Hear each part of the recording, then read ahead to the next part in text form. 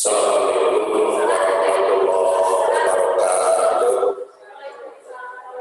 Alhamdulillah wassalatu wassalamu ala Rasulillah wa ala alihi wa sahbihi wa mawala.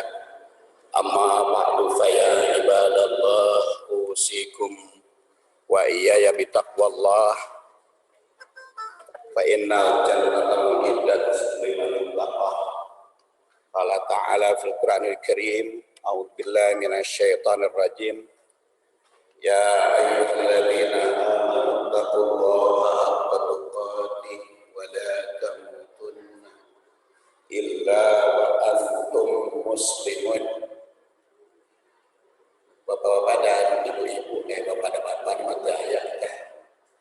Ibu-ibu rahimakumullah, kita akan melanjutkan bahasan surat Al-Hujurat. Sekarang ayat 9. Ya.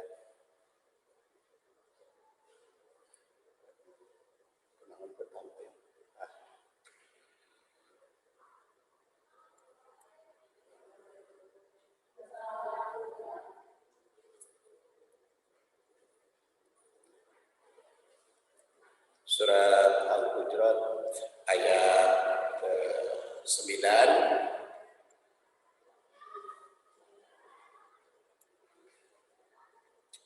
A'udzubillahi minasyaitonir rajim.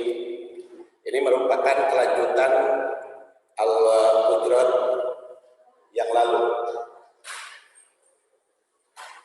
Wa in ta'ifatani minal mu'minina qatatalu fa aslihu bainahuma fa in baghat ihdahuma 'alal ukhra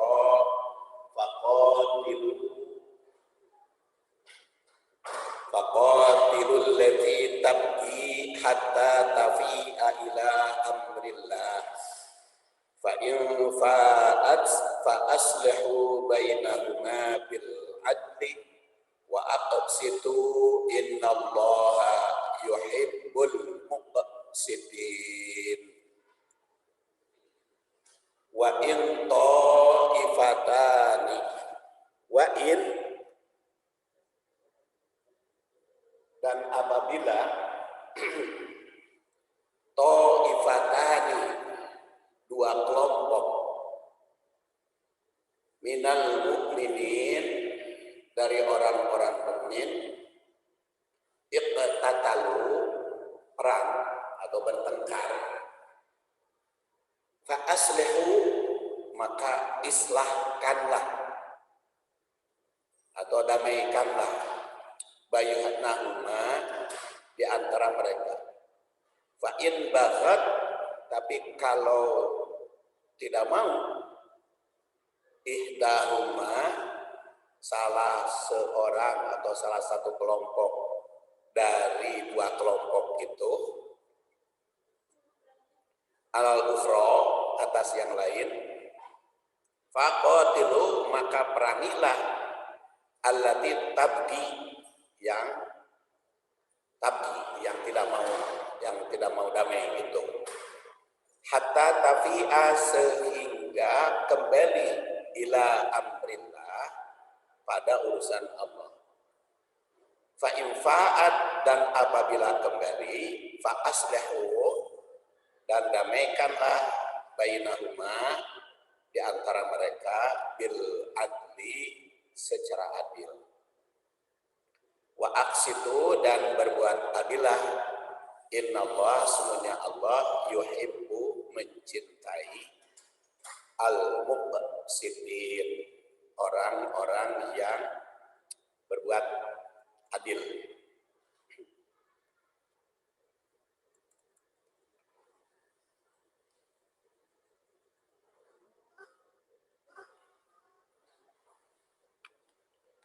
Kita lihat sekarang kaitan dulu dengan ayat sebelumnya.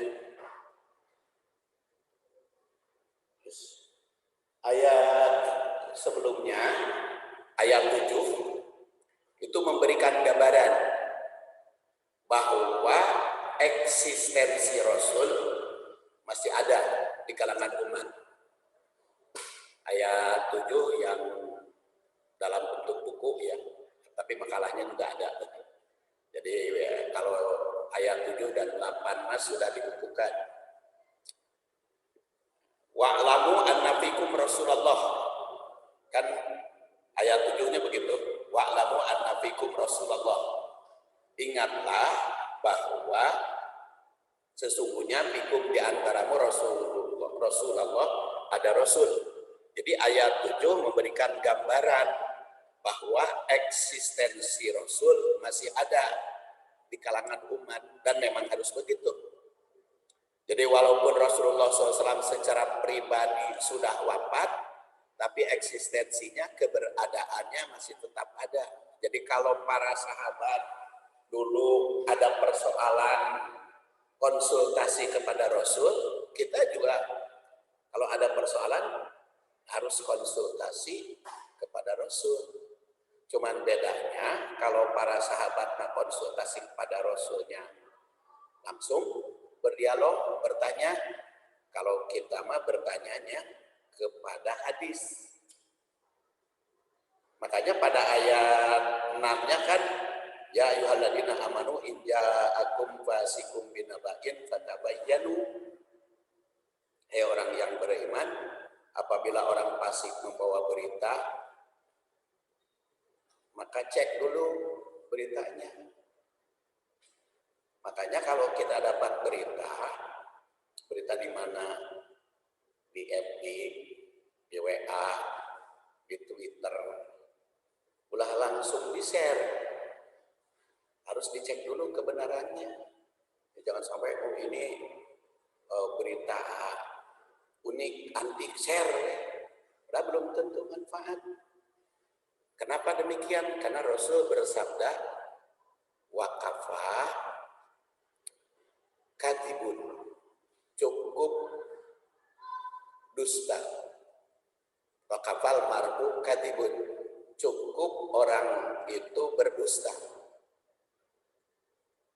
Ayyuhad bisa bima sami'a, kalau membicarakan atau kalau menyampaikan berita atau mengeser, kalau bahasa medsos, mengeser berita, seluruh berita yang didengar, seluruh berita yang diterima langsung di-share. Itu teh kata Rasul cukup dusta, walaupun mungkin benar.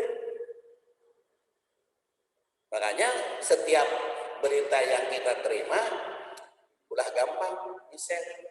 Harus tahu dulu siapa yang membuat berita itu.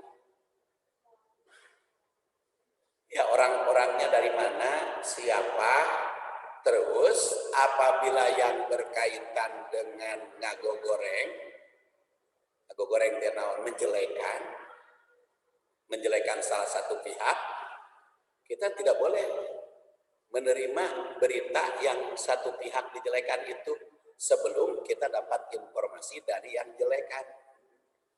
Tidak taqodo rojulan, apabila dua kelompok bersengketa, berselisih, maka fala taklik, jangan memutus dulu, jangan mengambil kesimpulan hatta yasma'a kalamal akhor, sehingga mendengar berita yang dijelekan. Jadi kalau ada yang berselisih, berbeda, menjelekan orang, kita jangan begitu terima yang menjelekan itu sebelum kita mendengar berita yang dijelekan. Jadi kalau baru satu pihak, tidak boleh kita nge-share berita itu. Karena tadi waqafa bil mar'i kadhib, itu sudah cukup dusta kata Rasul. Kalau yuhadisa bima sami, kalau ngobrolkan atau menceritakan seluruh yang didengar, jadi jangan seluruh. Sekarang kan musim medsos, jadi harus mendapat perhatian dari ayat dan hadis itu. Dan termasuk juga kalau beritanya itu tentang hadis. Walaupun hadis sahih itu kan perlu ada didialogkan hadis sahih. Jadi hadis itu sahih karena riwayat Muslim. Tapi harus didialogkan dengan hadis sahih lain. Contoh hadis riwayat Muslim kan, karena Rasulullah SAW adalah Rasulullah SAW yusolli, sholat malam, sehingga bengkak kakinya. Kan kalau hadis itu diterima, tidak didialogkan, berarti orangnya kudu bengkak. Kan? Dan Rasul juga sampai bengkak kakinya. Lalu kata Aisyah, ya Rasulullah, kenapa kok sholat sampai bengkak kaki? Maka kata Rasulullah kan, akana abdan syakur, apakah kami tidak perlu menjadi hamba yang syukur? Kalau hadis itu dipakai, berarti kita harus bengkak. Maka itu harus didialogkan dengan hadis yang sahih. Umpamanya dari Abdullah bin Amr bin As. Abdullah bin Amr bin As itu ketemu dengan Rasul. Rasul itu bertanya kepada Abdullah bin Amr bin As, ya Abdullah, wahai Abdullah, ukhbir, aku dapat berita,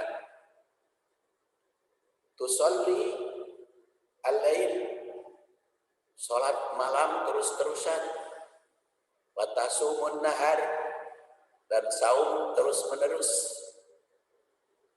Kata Abdullah bin Amr bin As, bala, betul ya Rasulullah, saya sudah berjanji kalau sholat malam terus-terusan. Dan Rasulullah sampai bengkak ya beritanya. Kalau saum terus-terusan, kata Rasulullah, bagaimana? Fala taf'al, jangan engkau kerjakan seperti itu. Rasul kepada Abdullah bin Umar, jangan engkau kerjakan seperti itu. Kenapa ya Rasulullah? Sabda Rasul, inna li'ainaika alaika hakun. Pada matamu ada hak. Mata juga punya hak. Mata kudu tidur. Fa inna li sajadika alaika hak. Jasad juga punya hak. Maka harus istirahat. Wa inna li zawjika alaika hak. Dan istrimu juga punya hak. Ulah ditinggalkan, berada hayang dikekepan, hayang dikitu, hayang dikieu, kan istri juga punya hak. Ulah ditinggalkan. Terus lizaurika alaika hak. Pengunjung juga ada hak yang harus engkau penuhi. Nah, berarti kan kalau didialogkan, oh begitu. Jadi seimbang. Ini hadis sahih. Dua-duanya juga hadis sahih. Tapi kalau kita berdialog satu sama lain, seimbang. Nah, jadi kembali kepada tadi, ayat 7 itu memberi gambaran seperti apa yang saya kemukakan barusan, itu isinya konsultasi kepada Rasul. Jadi Rasul itu masih ada kan? Rasulullah mah geus teu aya, geus maot, tetapi kita bisa jawaban dari Rasul. Itu wa'lamu anna fikum Rasulullah. Di Rasul itu masih ada. Karena kita bisa berdialog. Berdialog antara hadis sahih dengan hadis yang sahih. Antara sesuatu dengan sesuatu lain, informasi dengan informasi lainnya. Nah, kan kita itu makanya suka repot ibadah itu karena dari satu jalur gitu. kurang berdialog. Saya sudah membuat videonya, salah satu judulnya kritik isu tentang Rasul. Kan selama pandemi itu seluruh video saya YouTube kritik isu tentang Rasul. Itu ada 22 isu saya bahas dan masih terus berjalan. Jadi dengan risalah umat menjadi satu pandangan hidup. Karena tadi risalah wa'lamu anna fikum Rasulullah. Jadi dengan risalah itu umat itu menjadi satu pandangan hidup. Karena wa'lamu anna fikum Rasulullah. Nah, ayat 9 ini menyeru jika terjadi persengketaan di antara umat, maka mesti didamaikan. Karena boleh jadi persengketaan itu akibat isu yang tidak jelas sumbernya.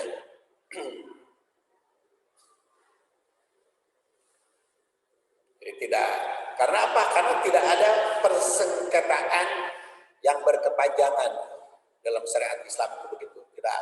Tidak ada persengketaan yang berkepanjangan. Maksimal perselisihan itu 3 hari. Layah jurul muslim al-muslim fauqa salasati ayam. Muslim dengan muslim tidak boleh saling jauhi, saling bersengketa melebihi 3 hari. Jadi sebelum 3 hari kudu harus. Kaitan yang kedua,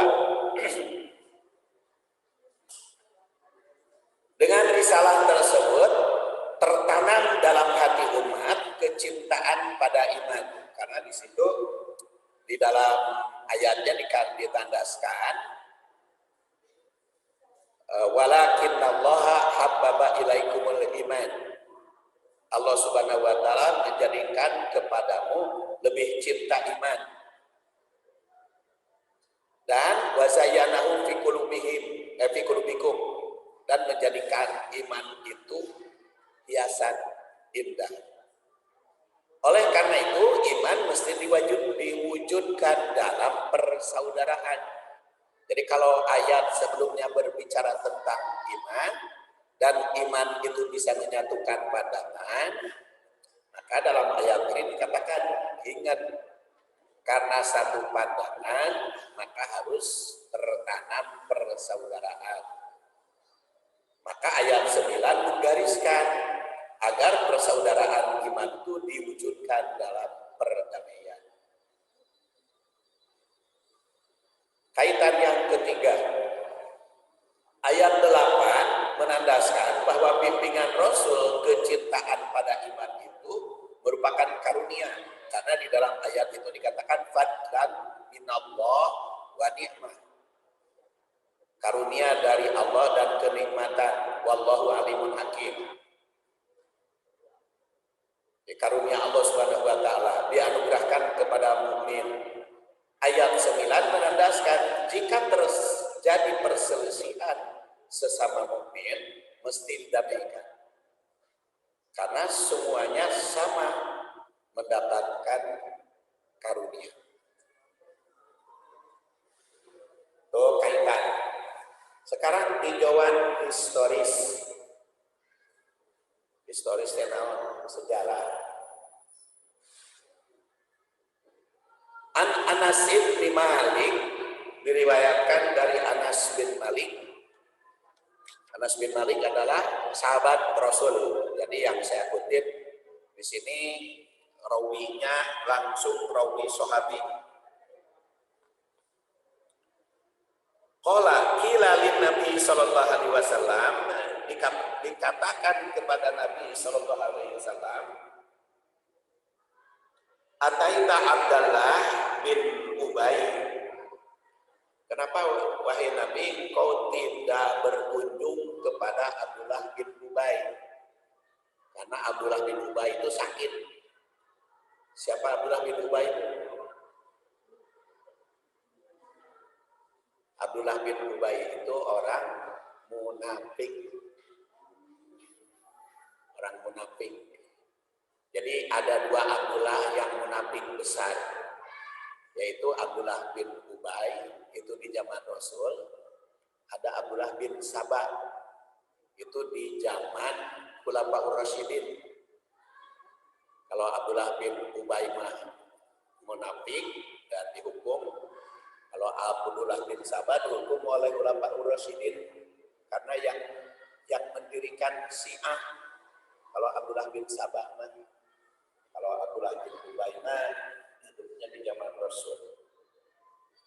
Dikata Anas bin Malik, ya Rasulullah, kenapa engkau tidak menengok Abdullah bin Ubay yang sedang sakit? Fantolako ilaihi, maka Rasul pergi ke sana. Warokibah himaron, dan Rasul itu naik himar.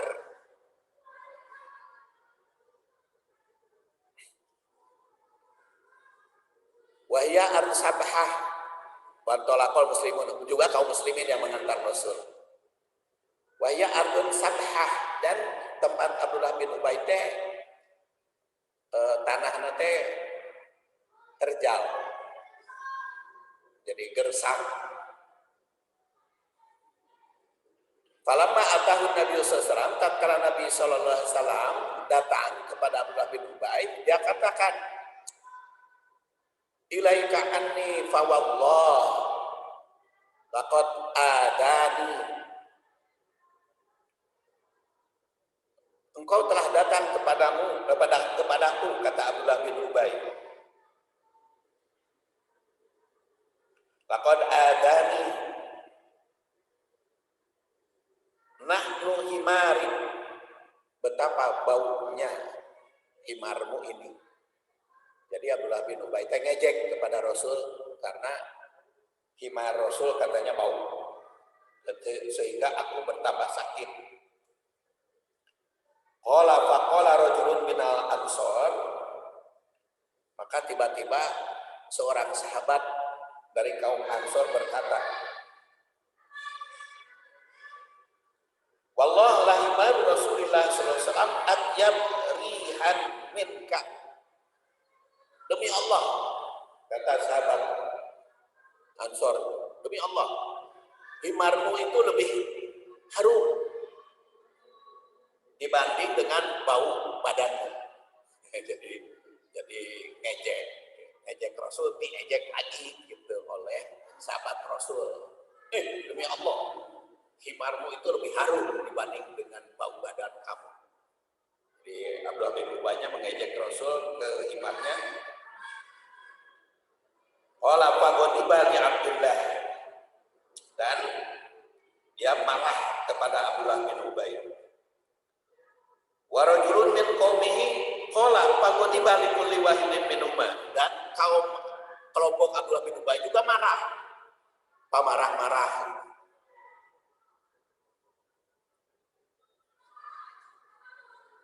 Faqadiba li kulli wahidin minhuma ashabu, maka satu sama lain marah. Bertengkar gara-gara Abdullah bin Ubay ngejek. Qala fakana bainahum, maka di antara mereka ada darbun bil jarid wa bil aidi wa bil ni'am, sampai tawuran. Ada yang lempar sendal, ada yang lempar pelapah tongkat. Ya. Nah, karena pertengkaran itu turun ayat ini. Jadi wa into ibatan, apabila dua kelompok maka damaikan. Jadi itu asbabun nuzul. Jadi jelas berdasar hadis riwayat Bukhari, hadisnya riwayat Bukhari dan Muslim, secara historis menunjukkan bahwa persengketaan bisa terjadi diakibatkan oleh kelakuan munafik. Jadi zaman Rasul itu Muslim beriman, tetapi kalau ulah orang munafik itu bisa pasean antara sesama Muslim. Makanya kita harus hati-hati, apalagi sekarang Rasulnya sudah wafat. Zaman Rasul aja masih ada antar muslim bisa bertengkar gara-gara ulama. Apalagi kalau sekarang. Seluruh muslim yang berhak mendamaikan. Ya, kalau tetangga yang mendamaikan, kita harus tahu siapa yang punya wewenang untuk mendamaikan mereka. Ya, kalau di kita makan ada RT, RW, RT itu artinya rukun kan? RT itu rukun tetangga. Jadi pihak RT itu harus jadi pendamai, rukun warga harus jadi pendamai, harus jadi pendamai. Makanya ayat ini mah mengingatkan kepada semua umat harus rajin berdamai, jangan bersengketa, jangan bertengkar. Ingat bahwa Islam itu agama perdamaian. Jadi jika mengadakan perdamaian, maka harus tetap berdasar keadilan damainya juga. Sekarang tafsir kalimat. Wa in ta'ifatani minal mu'minina tatalu. Perkataan ta'ifatan itu bermakna dua ta'if.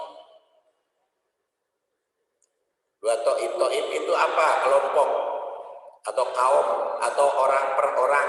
Ta'if. Jadi ta'if itu bisa satu, bisa dua, bisa tiga, bisa lebih. Disebut ta'if atau kelompok. Oleh karena itu istilah ta'ifatan bisa bermakna dua kelompok, dua pihak atau dua orang. Jika dua kelompok itu minal mukminin, dari orang mukmin, iqtatalu, bersengketa, bertengkar atau berperang, kalau lebih berat nama seperti tadi, tawuran, ya, bersengketa. Jadi pangkal ayat ini mengungkap jika terjadi pertengkaran atau peperangan antara dua kelompok mukmin, berapapun jumlahnya, jadi tidak terbatas berapapun jumlahnya. Fa aslihu bainahuma, maka islahkan. Jadi siapa yang mengislahkan? Semua mengislahkan, mendamaikan. Jadi ayat ini panggilannya kan ya ayyuhalladzina amanu. Jadi semua umat harus mendamaikan. Jadi setiap individu harus mendamaikan. Jadi setiap mukmin ini diseru untuk mendamaikan sesama mukmin. Kalimat aslihu ini berbentuk perintah kepada mukmin agar mendamaikan sesama mukmin. Ya, telah diingatkan sebelumnya bahwa al-Islam itu agama perdamaian, maka tidak boleh ada pertengkaran. Dan kalau ada pertengkaran, jaraknya 3 hari. Jadi sebelum 3 hari harus damai. Dan memang damai itu kaitan dari ruhani, dari hati. Perkataan bainahuma antara dua kelompok boleh jadi terdiri dari 2 orang atau lebih. Dikatakan di sini huma menunjukkan 2 kelompok. Kalau jumlahnya banyak, karena persengketaan itu kan biasanya menjadi 2 bagian.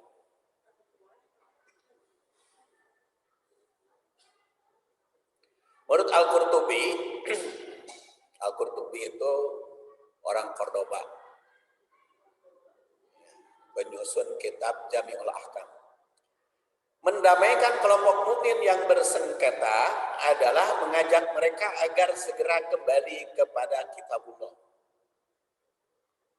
Mereka harus ingat bahwa syariah yang bersumber Al-Quran dan hadis itu mengatur perdamaian sesama mukmin. Jika ada kelompok yang tidak mau damai, berarti telah bertentangan dengan Al-Quran dan hadis. Karena pada dasarnya Quran itu memerintahkan untuk berdamai.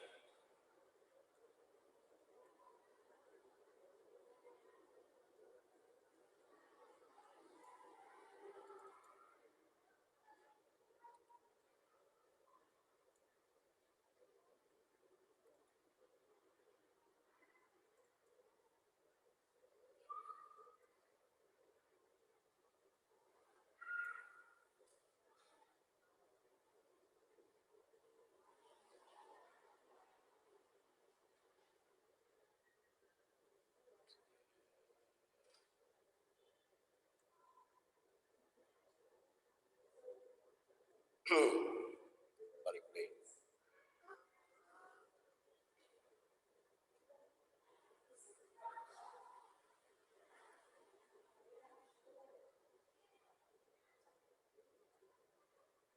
Jadi Al-Quran itu pada dasarnya mengajarkan untuk berdamai. Jadi membawa kembali kepada Al-Quran dan hadis. Fa'in bagot ihdahuma alal ukhra fa'in bagot, jika ada yang berbuat dolim atau berbuat ulah atau berbuat aniaya, bagot, makanya ada istilah nugot, membantah, membangkang, tidak mau didamaikan. Ada kemungkinan golongan itu yang seperti ini ada. Jadi kalau Quran mengatakan fa'in bagot, kalau ada orang yang bagot, yang tidak mau damai, itu menginformasikan boleh jadi di kalangan masyarakat itu ada orang yang tidak mau damai. Jadi kepada siapapun orang ini mah karakter nawe mung damai gitu. Itu informasi. Ya, jadi orang itu tidak senang gitu. Tidak senang didamaikan. Kan manusia itu ditinjau dari sudut kemarahan, dulu sudah dibahas. Kan ada yang cepat marah, cepat reda, ada yang sulit marah, sulit reda, ada yang sulit marah, cepat reda, ada yang cepat gitu bertengkar nate dipasiain nate, tapi cepat damai. Ada yang hese karena persengketaan nate, tapi kalau sudah terjadi susah didamaikan. Ada juga yang cepat bertengkar, cepat damai. Ada juga yang susah bertengkar, tapi kalau sudah terjadi pertengkaran, cepat damai. Ya, cukup. Nah itu teh masing-masing kan punya karakter seperti itu. Jadi kalau kita baca Quran teh bukan bicara masa lalu ya, bicara manusia masa kini. Jadi kalau Quran kita baca sekarang, berarti Quran bicara masa kini dan masa lalu dan masa akan datang. Jadi masa kini juga tetap ada yang seperti itu.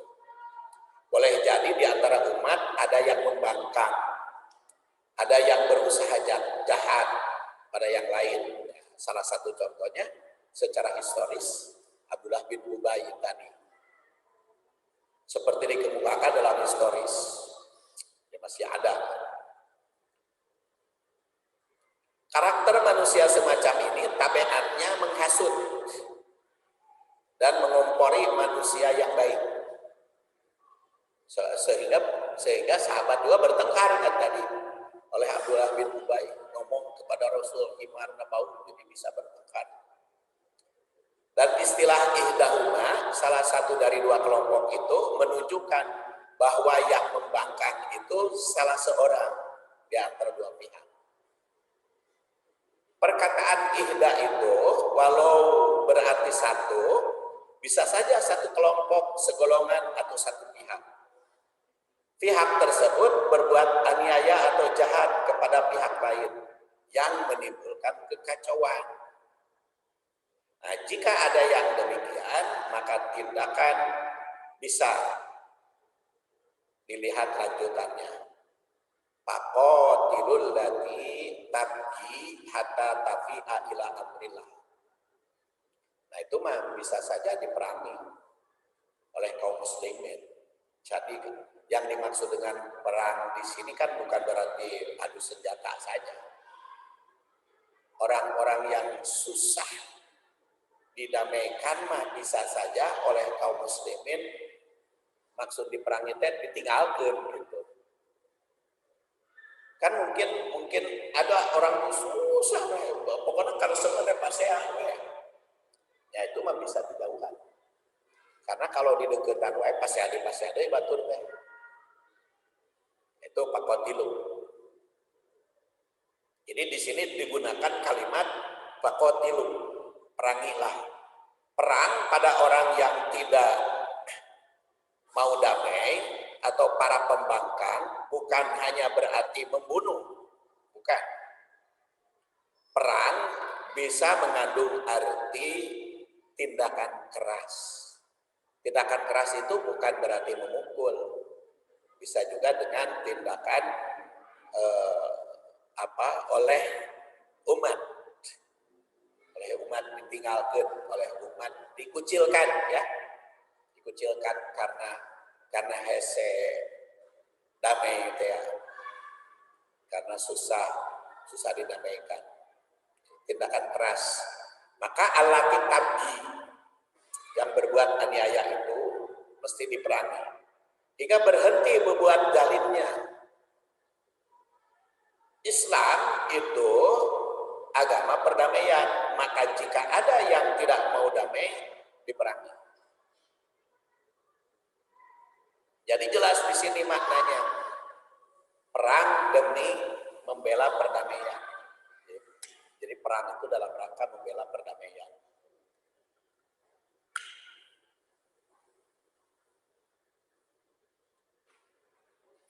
Oh, ya.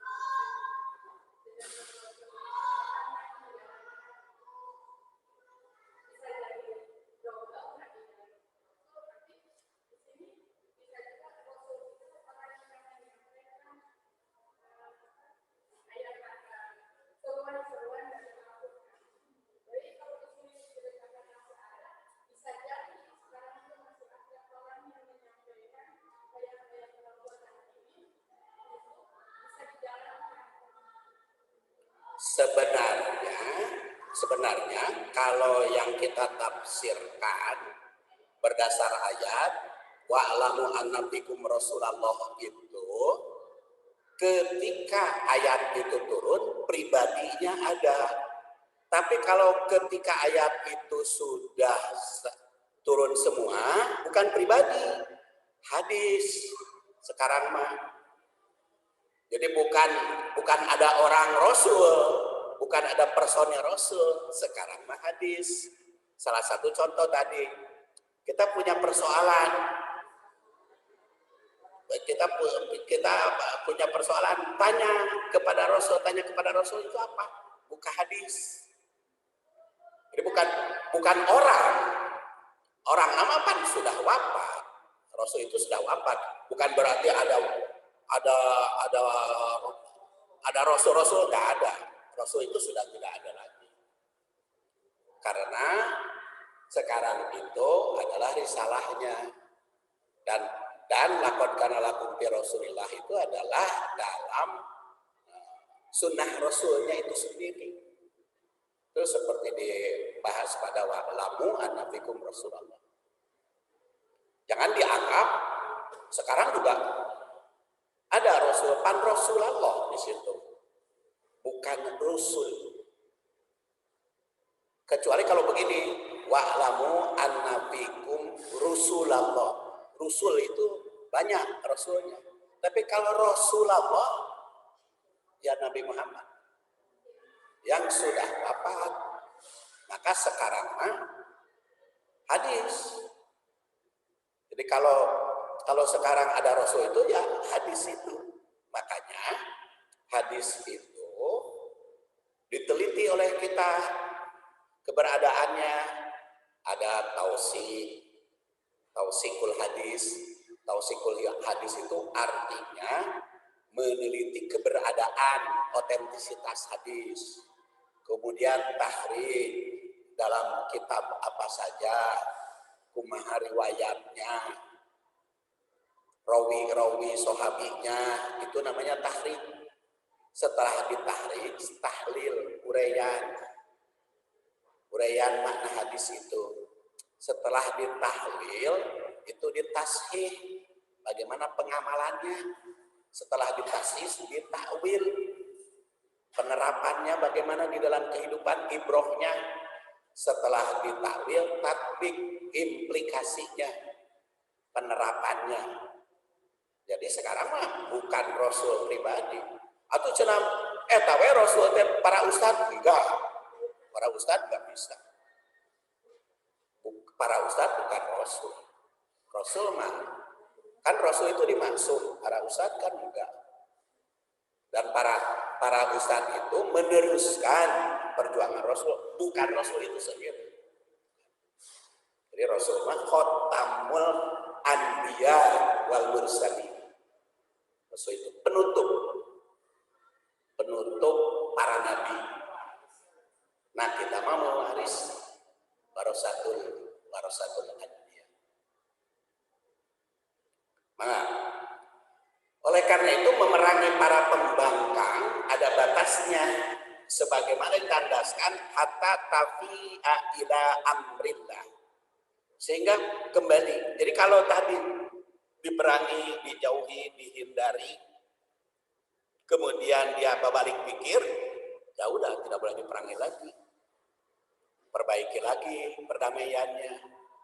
Karena perkataan tafi'ah berasal dari fa'a yafi'u fai'an, itu bermakna roja'a, yarji'u, rujuk, kembali, ila amrillah, kepada ketentuan atau perintah Allah.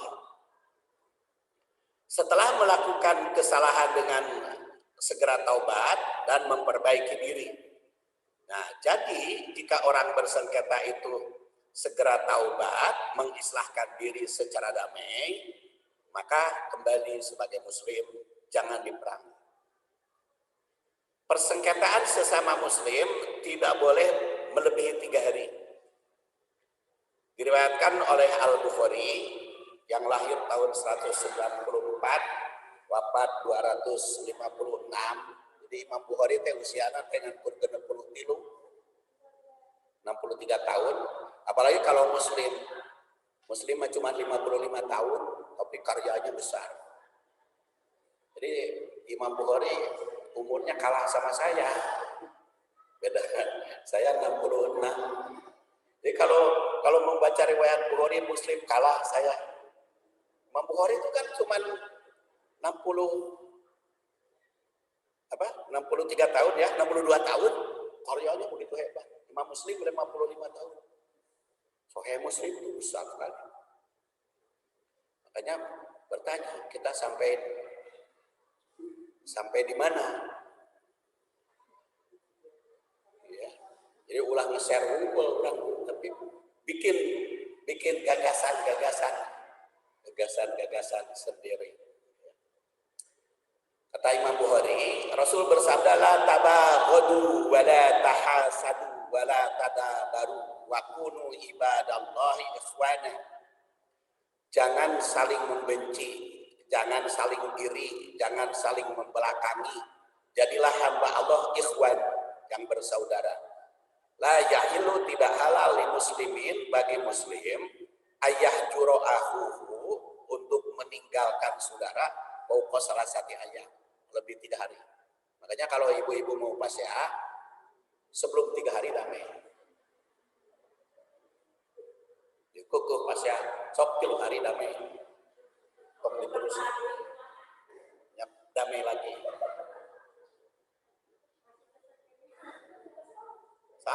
Sama suami istri ge lamun camrut jangan melebihi 3 hari. Lamun camrut keneh Pak, ieu geus 3 hari. Eureun heula, sok skor heula. Si hayang pasea ge skor heula. Hayang mah pasea. Ya.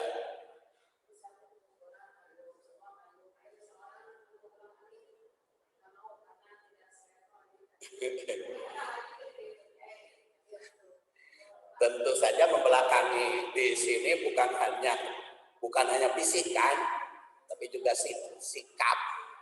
Ya. Jadi ya bukan tadabur ya, tadabur beda kan?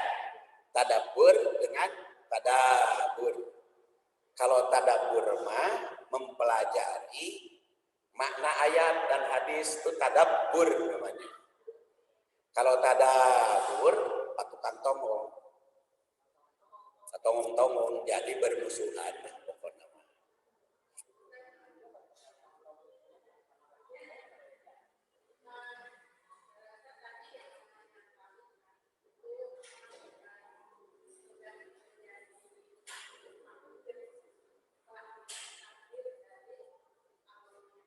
Setelah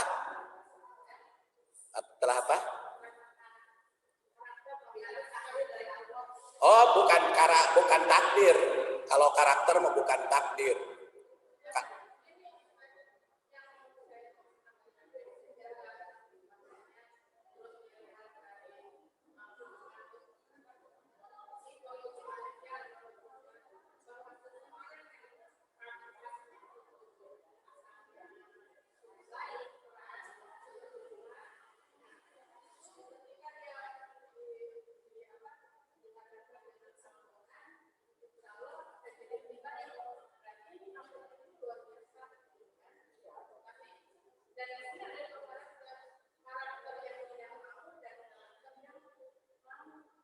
Sebetulnya pada dasarnya manusia itu bisa diubah. Karakter itu bisa diubah. Jadi jangan disebut tak sama jelema geus takdirna begitu. Atuh keur naon dakwah ari nganalkeun takdir mah. Jadi kalau kita berbicara Quran dan hadis mah semua umat manusia itu bisa diubah. Bisa diubah ke jalan yang baik. Dan termasuk diri sendiri. Jangan sampai begini, ada saya mah karakternya geus kieu. Bisa diperbaiki. Karena apa? Karena dakwah itu harus tetap berjalan. Jadi jangan sampai dikatakan eta mah geus takdir, geus karakter. Enggak. Kalau begitu mah tidak akan jalan itu dakwah.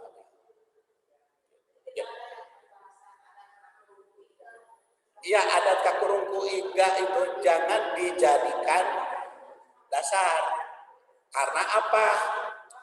Karena ayat-ayat takdir itu dibarengi seperti iman kepada takdir itu kan dibarengi dengan ikhtiar. Makanya ada kodo, ada kodar. Jadi ada yang harus diikhtiari, ada yang harus diikhtiari, harus diusahakan. Jadi semua pada dasarnya manusia itu bisa diperbaiki, pada dasarnya bisa diperbaiki.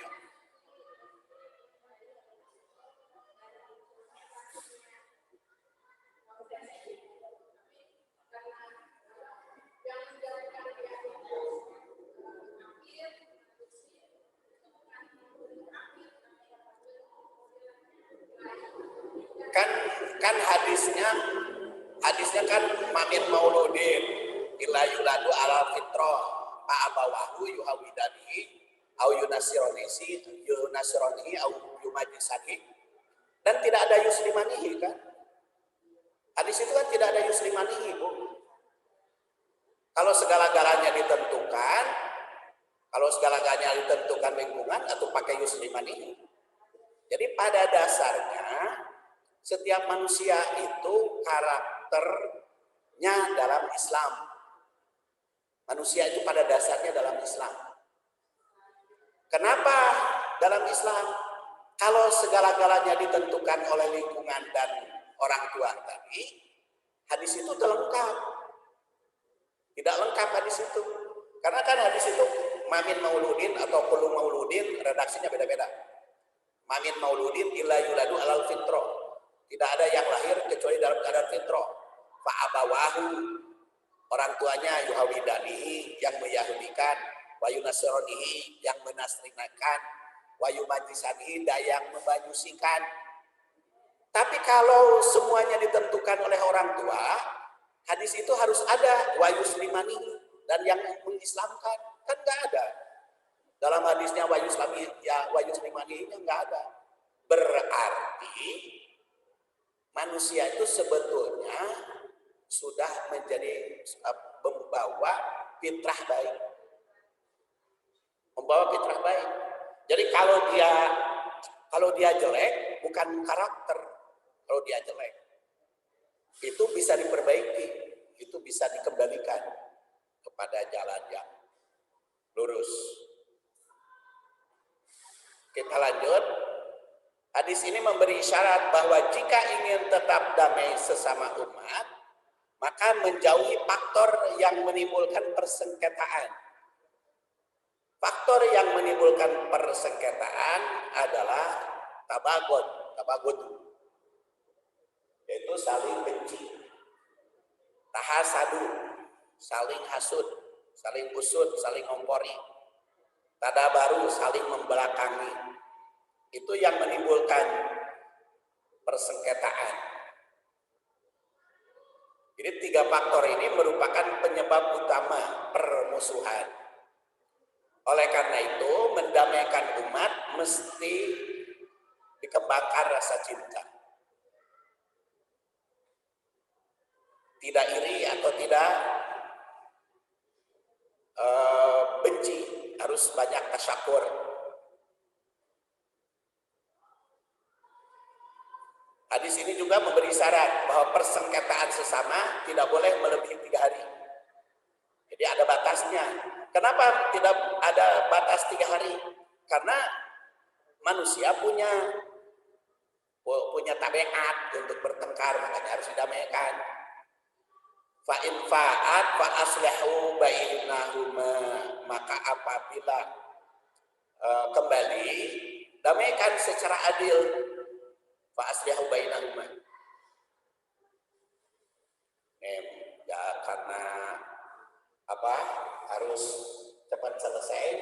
Wa aksitu, dan aksitu berbuat adil. Jadi kalau tadi bil adli, sekarang kosti. Jadi adil itu ada kalimat bil adli, ada bil qisti. Karena ayat ini berkaitan dengan berbagai agama yang diadili, maka fahkum bainahum bil qisti. Tapi kalau sesama agama itu bil adli. Itu biasanya kalimat di dalam Al-Qur'an begitu. Dan memang ditegaskan juga di dalam surat An-Nisa ayat 58, innallaha ya'murukum an tu'addul amanat ila ahliha. Beberapa ibrah. Pertama, ayat ini memerintah agar setiap mukmin mendamaikan sesama umat yang mengalami perselisihan sesama. 2, jika ada pihak yang tidak mau damai, maka perlu ditindak orang yang membangkang. Ingat, Al-Islam itu merupakan agama perdamaian. 3, batas tindakan terhadap orang yang tidak mau damai adalah sehingga kembali. Karena innallaha la yuhibbul muqsitin, tidak mencintai orang yang zalim. Kemudian jika yang tidak mau damai itu sudah kembali ke perintah Allah, maka sikap kita adil. Allah Subhanahu wa taala sangat mencintai orang yang adil. Kemudian beberapa implikasinya saya kira sudah cukup. Mudah-mudahan ada guna manfaatnya. Karena sudah jam 3 kurang seperempat. Subhanakallahumma wa bihamdik asyhadu an la ilaha illa anta astaghfiruka wa atubu ilaik. Dan mohon doa untuk Bapak Gofar. Oh, terkena Covid di mana? Di sini? Oh. Allahumma rabbanas mudhibal ba'si adhibil ba'sya isfi anta safi la sifa'a ila sifa'uka sifa'an la yuqdir. Sakoma subhanakallahumma wa bihamdik asyhadu an la ilaha illa anta astaghfiruka wa atubu ilaik. Assalamualaikum